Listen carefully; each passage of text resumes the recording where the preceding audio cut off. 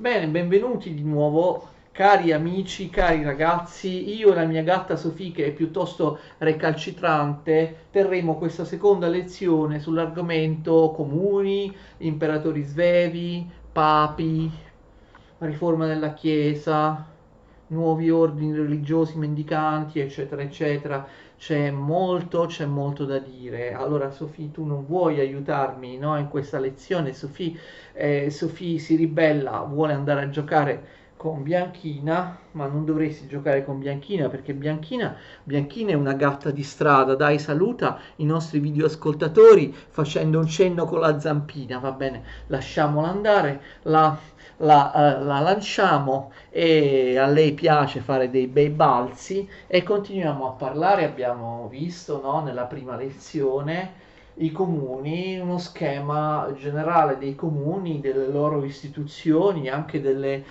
arti, no, delle corporazioni che sono molto importanti nella vita e nell'evoluzione del comune. Abbiamo detto che all'inizio di questa lezione avremmo parlato della fine, dell'esaurimento dell'esperienza comunale in Italia.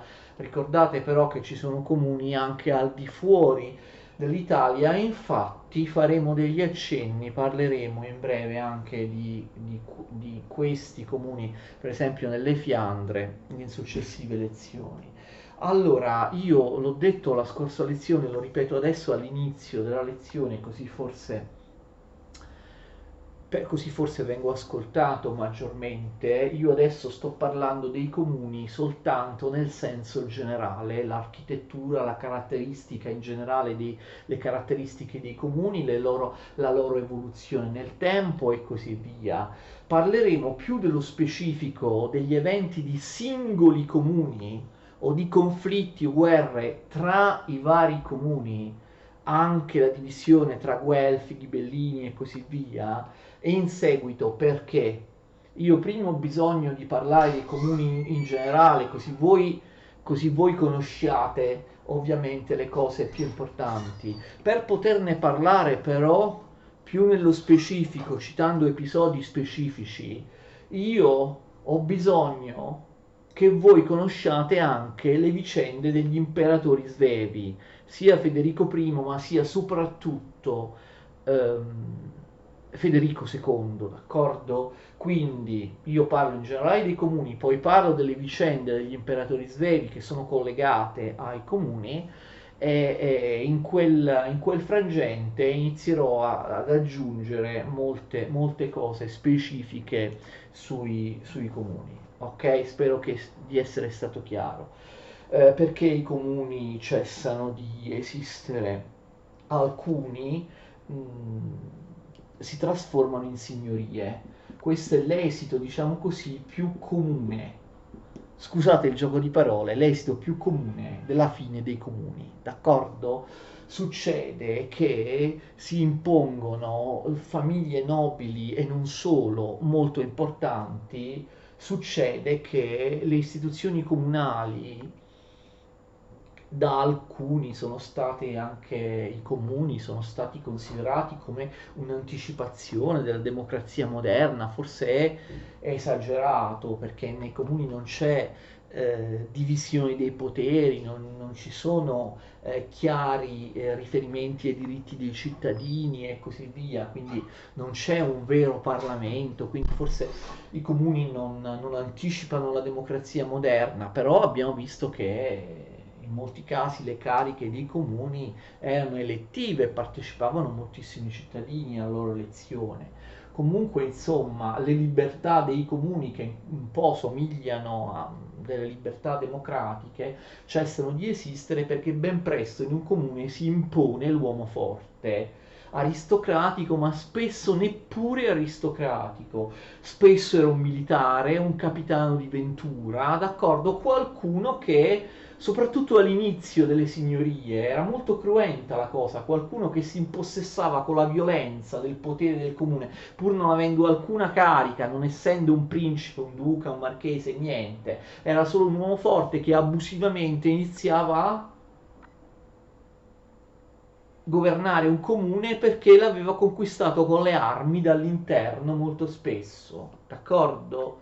Quindi un abusivo da un punto di vista del titolo nobiliare, un signore, appunto un signore, un uomo forte che si impossessa del comune. A molti di questi comuni la maggior parte si trasformano in signorie.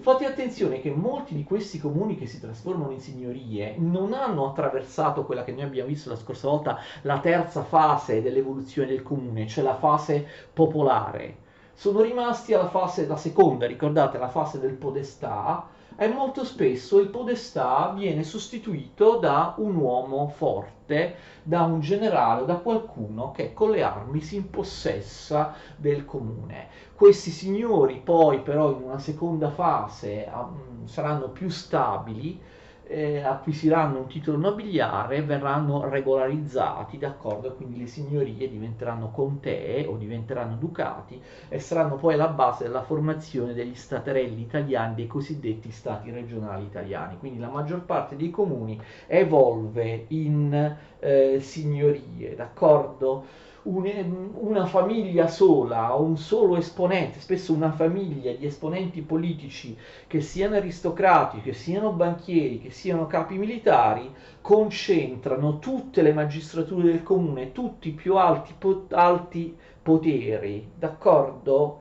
E spesso il comune passa dall'essere un comune retto da un podestà a un comune conquistato da un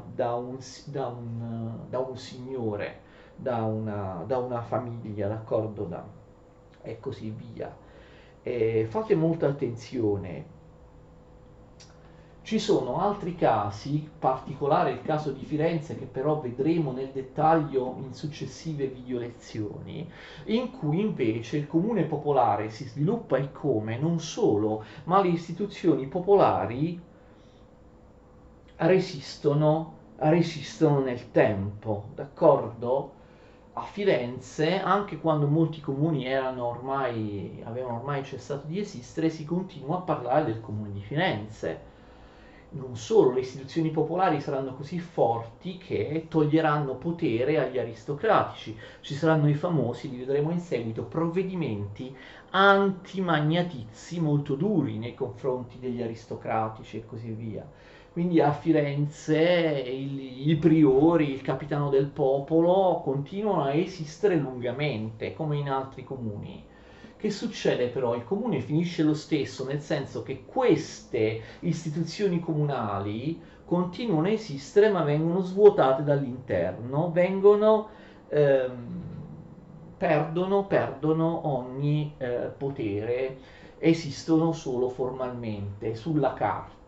È vero che a Firenze e in altri comuni popolari del genere che continuano a esistere a lungo come comuni popolari, la vecchia aristocrazia militare, l'aristocrazia che viene dalle campagne viene fatta fuori. Però attenzione, che succede? Che emergono nuove famiglie nobili, come appunto i medici a Firenze, nuove famiglie nobili che non sono nobili antichi, nobili di spada, nobili abituati a combattere, sono nuove famiglie nobili che hanno acquistato il titolo nobiliare da poco perché sono ricchi, per esempio i medici sono banchieri. Quindi queste nuove famiglie nobili che fanno? Egemonizzano il comune. Di fatto anche Firenze diventa una signoria, ma una signoria non dichiarata, infatti viene chiamata criptosignoria, come a Firenze e in tanti altri comuni. Ma proprio quello più importante, quello che dura più a lungo è Firenze. Criptosignoria, cripto vuol dire nascosto, no? Cioè una signoria nascosta. Significa che le istituzioni del comune popolare, i priori, il capitano del popolo, sono formalmente conservate, ma non contano assolutamente più niente, d'accordo? C'è una grande famiglia, in questo caso i medici, che gestiscono totalmente il potere a Firenze, non avendo però alcun titolo ufficiale. Anche il più famoso, il grande Lorenzo de' Medici, Lorenzo il Magnifico, governava di fatto Firenze, ma non aveva alcuna carica, capite? Non aveva alcun tipo di carica a Firenze, era un privato cittadino. era lui che governava Firenze e tutti lo sapevano. Però, capite, governava Firenze da signore nascosto, quindi criptosignoria, signoria nascosta, perché ufficialmente a Firenze i Medici, Lorenzo de' Medici, avevano continuato a far esistere in maniera solo formale, virtuale, le istituzioni popolari. C'erano i priori, c'era il capitano del popolo e così via. Ma chi governava era un signore, solo che era un criptosignore, un signore che non ha alcun titolo ufficiale, d'accordo? È chiaro quindi il discorso, cioè anche quando il comune popolare continua a esistere, c'è sempre una famiglia che si impone. A differenza delle signorie manifeste, questo signore non si dichiara signore come i Medici a Firenze, però di fatto è il signore, cioè il padrone, è colui che gestisce il potere a Firenze o in altri comuni che diventano criptosignorie. Spero di essermi spiegato. Firenze è il titolo, è il comune popolare, è criptosignoria che dura più a lungo. Solo dopo molto molto tempo, finalmente il signore di Firenze, appartenente alla famiglia Medici, prenderà un titolo ufficiale, quello di Granduca di Toscana, ma ci vorrà molto molto tempo. Quando in tutta Italia vi erano le signorie e poi gli stati regionali con i conti, i duchi, cioè i signori che si sono trasformati in conti e duchi, ancora a Firenze vi era il comune, solo sulla carta, perché il signore nascosto era quello dei Medici. Spero di essere stato chiaro. Un altro esito della signoria che avviene scusate, un altro esito del comune che non diventa né signoria né criptosignoria è la repubblica oligarchica, cioè ci sono comuni in cui iniziano a governare soltanto poche famiglie,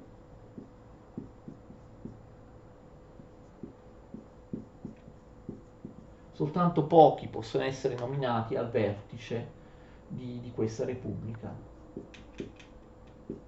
Una repubblica oligarchica, attenzione, non è propriamente un comune, è appunto ciò che nel Medioevo si chiamava una repubblica. Il caso più classico che adesso vediamo è quello di Venezia.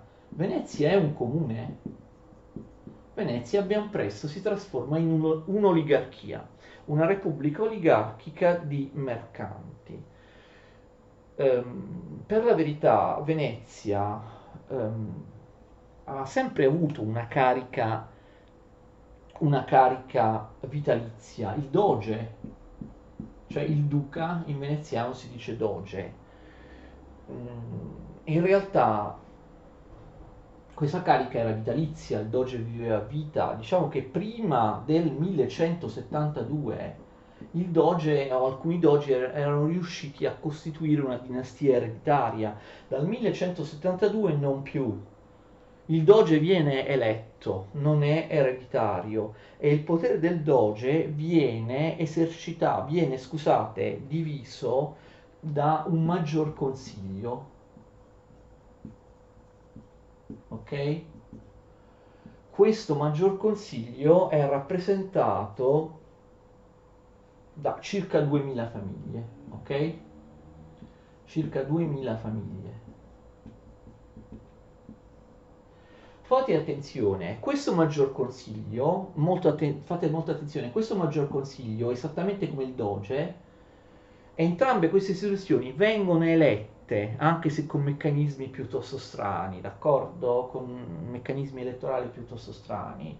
Quindi il doge non è ereditario, ha una carica a vita, però muore e viene eletto un altro doge, non è necessariamente il figlio del precedente. Così come questi appartenenti alle 2000 famiglie del Maggior Consiglio vengono eletti. Ben presto tutto questo diventa una oligarchia. Nel 1297 abbiamo la famosa serrata del Maggior Consiglio. Sapete che vuol dire serrata? Serrata vuol dire chiusura. Significa che vengono immesse delle altre famiglie del Maggior Consiglio, ma sono le ultime, perché non entra più nessuno, d'accordo? Non entra più nessuno. Un'ulteriore serrata, cioè una chiusura totale, ci sarà nel 1323.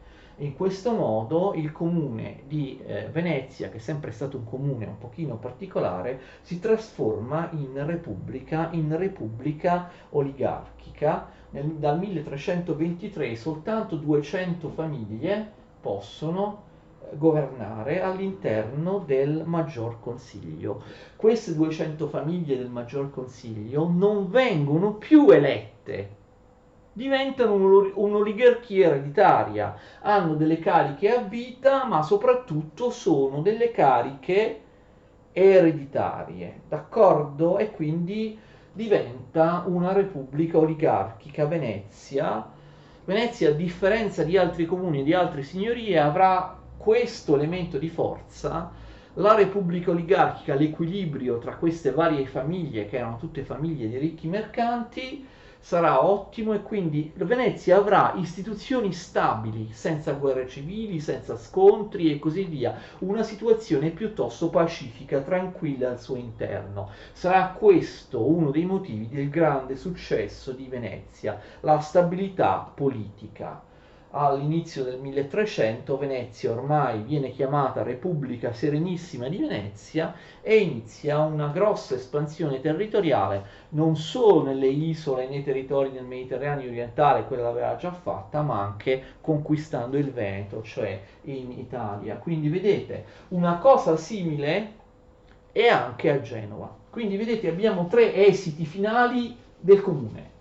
Ci sono comuni, sono la maggior parte, che si trasformano in signorie. Ci sono comuni, sono pochi, soprattutto Firenze, che continuano a essere comuni, comuni popolari, ma solo sulla carta si trasformano in cripto signorie. Il comune continua a esistere, ma c'è in realtà l'uomo forte, abbiamo visto l'esponente della famiglia dei Medici a Firenze, che in realtà governa. E però un terzo esito, anche qui in un numero molto limitato di casi, a Venezia e Genova abbiamo il comune che si trasforma in repubblica, nel senso di repubblica oligarchica in cui chi governa non viene più eletto ma ha una carica vitalizia ed ereditaria. D'accordo? Allora, abbiamo concluso per il momento questa impostazione generale, le caratteristiche generali, le trasformazioni nel tempo in generale dei comuni. Abbiamo fatto anche degli esempi precisi, quello di Venezia. Parleremo, ripeto, di altri aspetti specifici dei comuni dopo aver parlato degli imperatori svegli e di qualche papa.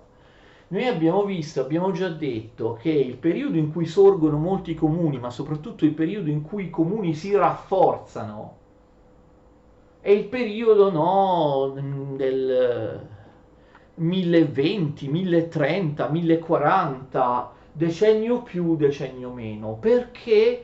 Perché in quel periodo il potere feudale è crollato nell'Italia del centro-nord, perché non vi è più un imperatore germanico forte. L'assenza di un imperatore del Sacro Romano Impero forte fa sì che ovviamente i comuni possano fare quel che vogliono nel centro-nord, non hanno più un sovrano che viene dalla Germania. Non solo spesso non c'è un imperatore forte, a volte non c'è proprio più l'imperatore. Ricordate che nella nostra sequela di imperatori siamo arrivati a Enrico V, ve lo ricordate? È quello che firma il concordato di Worms con il Papa Callisto II. Ricordate? Si mette fine alla guerra delle investiture, concordato di Worms del 1122. Pochi anni dopo, nel 1125, l'imperatore di Germania Enrico V muore. Ricordate che la Germania, i suoi vassalli, i principi tedeschi, si erano già ribellati. Enrico V muore senza eredi maschi. Questo è il, il, ovviamente l'occasione per eleggere degli imperatori di altre dinastie che sono assolutamente deboli. Dopo Enrico III abbiamo due imperatori che sono delle nullità e che citiamo solo così per completezza. Lotario III dal 1125 al 1137, e poi Lotario III, il duca di Sassonia, e poi Corrado III. Vedete, non rispettano neanche la stessa dinastia i principi tedeschi che eleggono l'imperatore, passano da una casata all'altra proprio per assicurarsi che che i vari imperatori saranno deboli. Dopo Lotario III c'è Corrado III dal 1137 al 1152. Lotario III e Corrado III sono imperatori estremamente deboli, delle nullità, faticano ad affermare il proprio potere persino sulla nobiltà tedesca, si rafforza il feudalesimo tedesco, ogni duca di Germania fa quello che vuole nel suo feudo, che ormai sta iniziando a diventare una proprietà privata del duca a tutti gli effetti.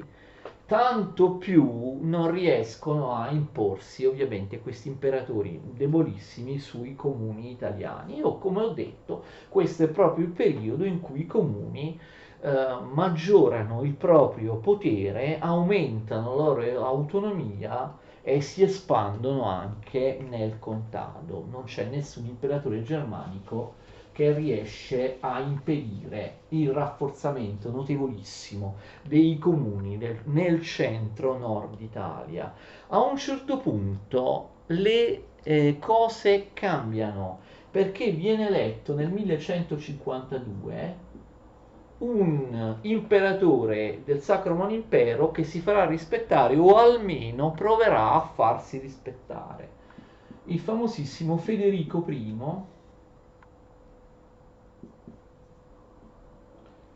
Federico I, esattamente come il predecessore Corrado III,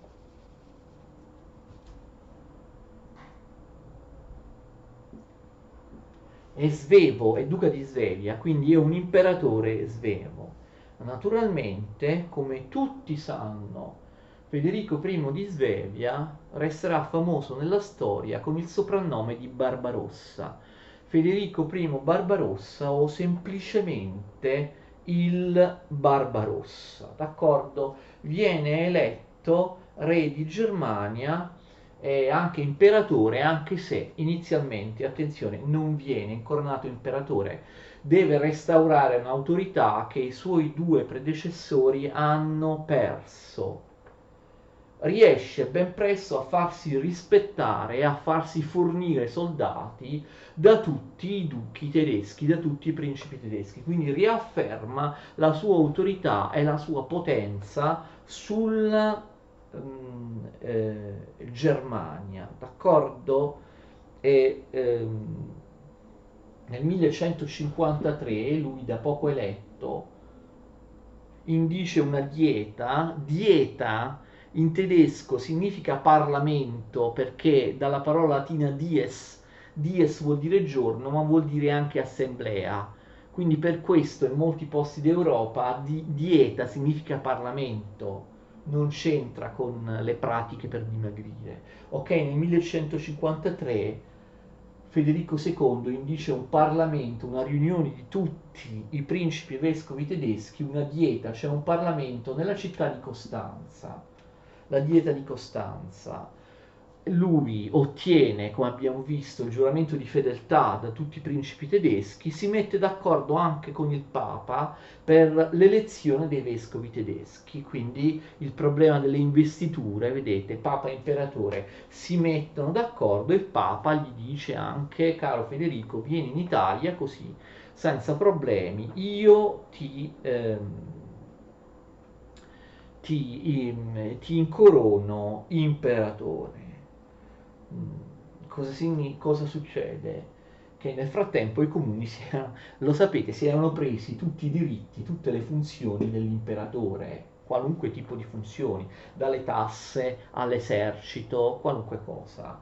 Attenzione, questi poteri che secondo Federico I spettavano a lui, queste funzioni dell'imperatore, secondo i comuni ovviamente invece spettavano a se stessi, ai comuni. Queste funzioni ovviamente, queste funzioni che erano messe in dubbio, questi poteri, queste funzioni contese, venivano chiamate regalie. i comuni si erano impossessati di tutte le regalie, tutti i poteri, tutte le funzioni, senza aver mai chiesto ovviamente il permesso, il placet a nessun imperatore germanico. Federico quindi rivendica i suoi diritti, vuole sottomettere i comuni. Nel 1154 scende in Italia per essere incoronato imperatore.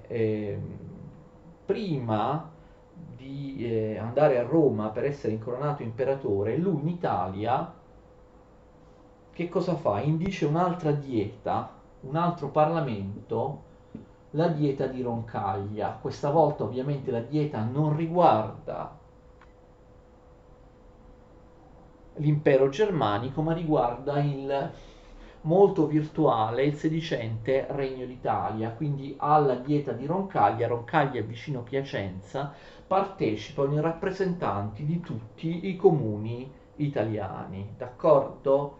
E nella dieta di Roncaglia 1154 Federico I Barbarossa è molto chiaro. Le regalie sono mie, dice Federico, i comuni me le devono cedere, stanno usurpando i miei poteri. Quindi ufficialmente Federico Barbarossa a Roncaglia revoca tutte le regalie dei comuni, respinge duramente le proposte dei legati, degli ambasciatori di Milano, degli ambasciatori milanesi che cercano un compromesso. Federico Barbarossa non vuole alcun compromesso, dice qui il padrone sono io, voi comuni italiani mi dovete obbedienza. Fate attenzione, non tutti i comuni sono a favore dell'imperatore. Ci sono comuni, come per esempio Lodi oppure per esempio Como, che vanno a Roncaglia come milanesi, ma in realtà si rivolgono all'imperatore perché stanno dalla sua parte e vogliono che l'imperatore riduca il potere di Milano perché città come Como si sentono schiacciate dal comune di Milano. Quindi non tutti i comuni sono contro l'imperatore, alcuni sin dall'inizio sono dalla sua parte. Como resterà dalla parte dell'imperatore di Federico contro gli altri comuni e combatterà con lui fino alla fine. Ad ogni modo, nel 1155 il Papa in Italia incorona Federico Barbarossa imperatore. Quello se ne torna in Germania pensando che il problema sia finito, no? Io ho detto, sapete come sono i tedeschi, no? Io ho detto che ho fatto notare ai comuni che le regalie appartengono a me, appartengono all'impero, adesso gli italiani finalmente rispetteranno le leggi, mi rispetteranno.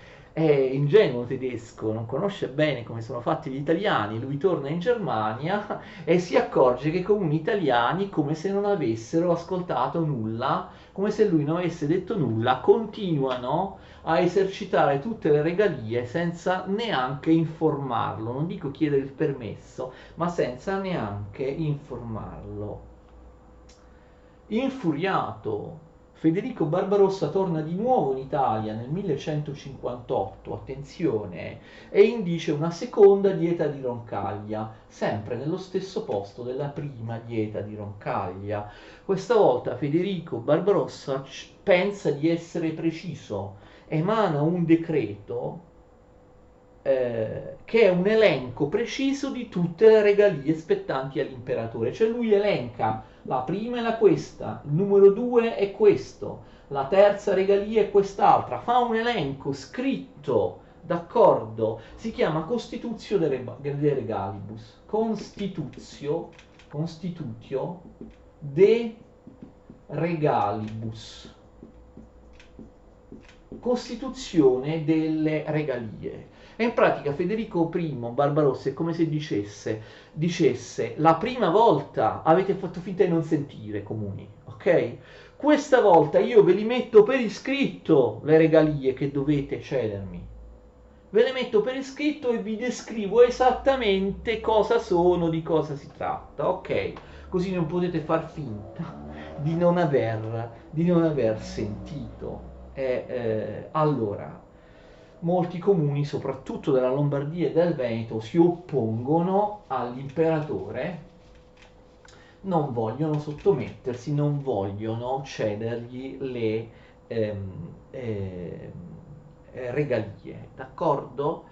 E attenzione, i comuni, non tutti, ricordate, alcuni stanno dalla parte dell'imperatore. I comuni, soprattutto in Lombardia e il Veneto, che si oppongono a Federico Barbarossa sono appoggiati anche dal nuovo Papa, eletto nel 1159, che si chiama Alessandro III. Alessandro III litiga con Federico Barbarossa su quale questione? Ovviamente su quella delle investiture. Con i papi precedenti, ricordate, Federico si è messo d'accordo, invece con Alessandro III litiga. Alessandro III si unisce ai comuni che ormai entrano in guerra con l'imperatore. Federico II addirittura fa eleggere un antipapa, un papa che fa eleggere lui, Vittore IV, sostenendo che questo suo amico è il vero papa, non Alessandro III. Quindi lo scontro è molto duro. Si tratta di una vera e propria guerra. Inizialmente Federico I Barbarossa col suo potente esercito alla meglio nel 1162 abbiamo la distruzione di Milano, un atto molto molto duro da parte del Barbarossa. Milano viene distrutta come esempio per tutti gli altri comuni ribelli, addirittura viene sparso il sale sulle sue rovine, d'accordo? Affinché sia più difficile ricostruirla, ma anche ovviamente per un motivo simbolico.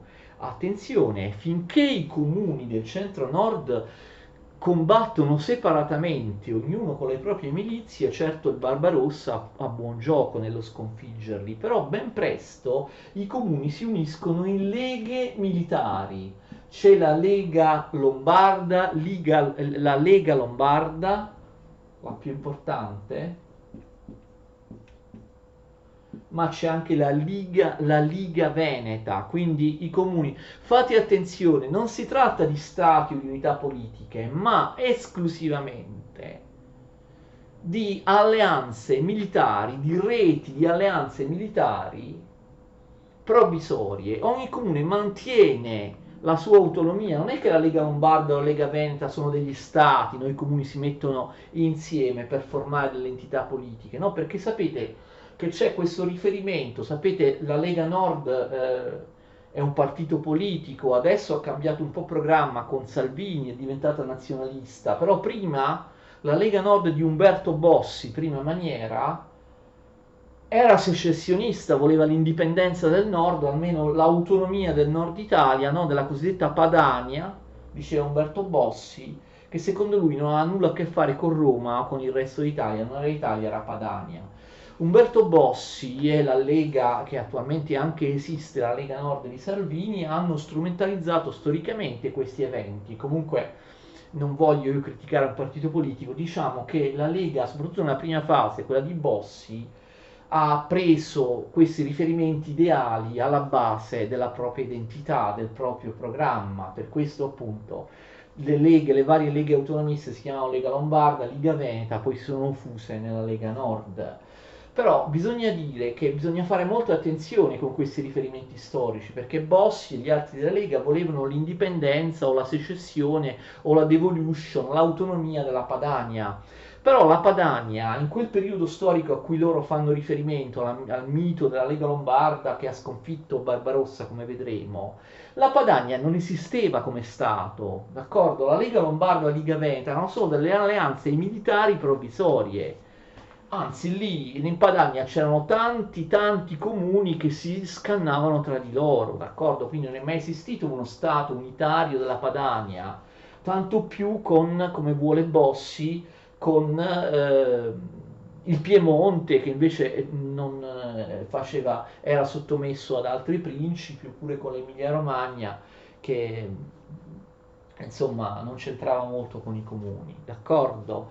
Quindi ad ogni modo c'è un famoso giuramento da parte dei comuni lombardi che costituiscono la Lega Lombarda. La costituzione ufficiale della Lega Lombarda avviene sul Prato di Pontida in Lombardia il 7 aprile del 1167. Come sapete, l'attuale Lega Nord del Partito Italiano ha preso questo come riferimento, infatti, forse molti di voi sanno, hanno visto il telegiornale, che ogni 7 aprile la Lega si riunisce a Pontida e in qualche modo l'attuale partito politico della Lega di Salvini fa una specie di giuramento, no? Di giuramento contro lo Stato italiano. Adesso Salvini ha cambiato programma, sono nazionalisti, sono a favore dello Stato italiano, ma prima era un giuramento contro lo Stato italiano che voleva, capite, replicare, rievocare, riesumare il giuramento delle città che costituirono la Lega Lombarda, d'accordo? Persino il simbolo che la Lega Lombarda portava in battaglia, il carroccio, che era un carro con, con una grande croce, un sacerdote che officiava la messa. Proprio durante la battaglia c'era questo simbolo, il carro con il sacerdote, che il cosiddetto carroccio. Voi sapete che è il simbolo dell'attuale partito della Lega Nord, e il carroccio molto spesso anche nel giornalismo, nel lessico politico, quelli della Lega Nord vengono indicati col nome del carroccio, no? Il carroccio ha votato in Parlamento, il carroccio non è d'accordo con quell'altro partito, cioè carroccio è diventato un sinonimo di Lega Nord, di Lega, del partito politico della Lega attuale. Poi da qui nasce anche una mitologia, no? Alberto da Giussano, che la famosa poesia di Carducci, no? Sulla vittoria di Legnano, o meglio, sul giuramento dei milanesi prima della vittoria di Legnano. Alberto da Giussano avrebbe condotto alla vittoria contro il Barbarossa, ma Alberto da Giussano, famoso per via della poesia di Carducci, è stato inventato 150 anni dopo. Lui, la sua mitica compagnia della morte non esisteva, è un personaggio che non esiste, è stato inventato 150 anni dopo, quindi rappresenta quella traduzione mitologica che questi avvenimenti hanno poi in seguito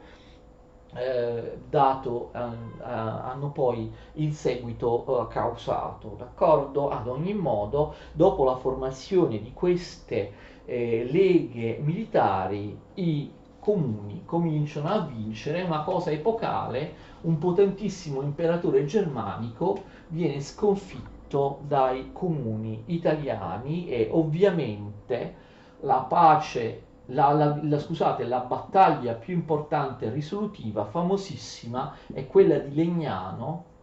La Lega Lombarda sconfigge Federico Barbarossa nel 1176 a Legnano, in Lombardia. La guerra si trascina per altri anni, poi si firma la pace tra il Barbarossa e i comuni nel 1143. È la pace di Costanza. La pace di Costanza vede una sostanziale affermazione dei comuni e un perpetuarsi del potere dei comuni. Infatti, cosa dice la pace di Costanza? I comuni scrivono nero su bianco che le regalie sono di pertinenza dell'imperatore, questo lo ammettono, le regalie sono di pertinenza dell'imperatore. Ma c'è scritto nella pace di Costanza: l'imperatore ha ceduto queste regalie ai comuni, non si specifica per quanto tempo, le ha cedute. Quindi capite, di fatto chi vince? Vincono i comuni, cioè c'è scritto le regalie sono di pertinenza imperiale, ma l'imperatore le ha cedute ai comuni in cambio di un giuramento, di un omaggio formale, di un tributo. D'accordo? Quindi ogni anno i comuni del centro-nord Italia pagano un tributo, si inginocchiano, prestano giuramento all'imperatore, però in questo modo continuano a gestire tutte le regalie, tutti i poteri. Soltanto formalmente queste regalie sono dell'imperatore, però l'imperatore, si dice nella pace di Costanza, capite, le ha cedute indefinitamente, per un tempo indefinito, ai comuni in cambio di un tributo, di un giuramento puramente formale. Quello che ottiene Federico Barbarossa è solo formale, ma in realtà tutto ciò che è reale, la gestione delle regalie, di tutto, rimane ai comuni. Tant'è vero che anche in spregio della pace di Costanza, in seguito, anche subito dopo, i comuni continueranno a fare di tutto, anche a eleggere i consoli, a eleggere i magistrati, senza neppure informare l'imperatore. Quindi i comuni hanno davvero vinto, il potere dell'imperatore è nullo nell'Italia centro-settentrionale. La sconfitta di Federico. Abbiamo visto che poi, poco dopo, Federico, qualche anno dopo, nel 1190, ne abbiamo già parlato, parlando delle crociate, Federico perde la vita in un incidente abbastanza banale durante la terza crociata, quando si sta dirigendo verso Gerusalemme attraverso l'attuale Turchia, all'epoca si chiamava Anatolia o Asia Minore, affoga in un fiume, cade da cavallo durante l'attraversamento di un fiume, annega in questo fiume, quindi muore sulla strada della Terza Crociata nel 1190. Muore, i comuni già sono praticamente indipendenti, ma anche i principi tedeschi si erano ribellati. Il figlio, attenzione, Enrico che prende il nome di Enrico VI, sì, viene eletto re e imperatore di Germania, però di fatto Enrico VI non riuscirà mai e poi mai a imporre il suo potere, d'accordo? Morirà pochi anni dopo, figlio di Federico Barbarossa, Enrico III nel 1197, lui muore senza essere riuscito assolutamente a sottomettere né i comuni né i suoi presunti vassalli tedeschi, che ormai sono liberi di fare quel che vogliono. Quindi con Enrico VI abbiamo una crisi dell'impero, del potere dell'impero, un rafforzamento del papato, soprattutto per via del nuovo papa, un papa molto molto forte e imperioso, quale Innocenzo III. Il problema, attenzione, riguarda anche il Regno di Sicilia, perché come abbiamo già visto parlando dei Normanni e della fine del dominio normanno in Sicilia, Enrico VI, attenzione, aveva un figlio che si chiama Federico, diventerà Federico II di Svevia, quindi Federico si chiama come il nonno Federico Barbarossa, figlio di Enrico VI, il quale poteva aspirare, come lo stesso Enrico VI, al potere nel Regno di Sicilia. Perché? Perché Enrico VI aveva sposato Costanza d'Altavilla, figlia dell'ultimo re normanno nel Regno di Sicilia e nel Regno di Napoli, re normanno e normanni gli Altavilla che non avevano più eredi maschi. Quindi Enrico VI, d'altra parte, lui stesso non riesce in nessun modo ad avere potere sulla Sicilia, d'accordo? Però il suo figlio, essendo figlio dell'unica figlia dell'ultimo imperatore normanno di Sicilia, cioè Federico II, avrebbe potuto, attenzione, aspirare ad essere non solo re di Germania e imperatore del Sacro Romano Impero Germanico, ma anche re di Sicilia e di Napoli, d'accordo? Cioè fare in modo che agli Altavilla, ai Normanni, nel regno di Sicilia e di Napoli succedano gli Svevi. Quindi Federico II non solo imperatore re di Germania, ma anche re di Sicilia e di Napoli.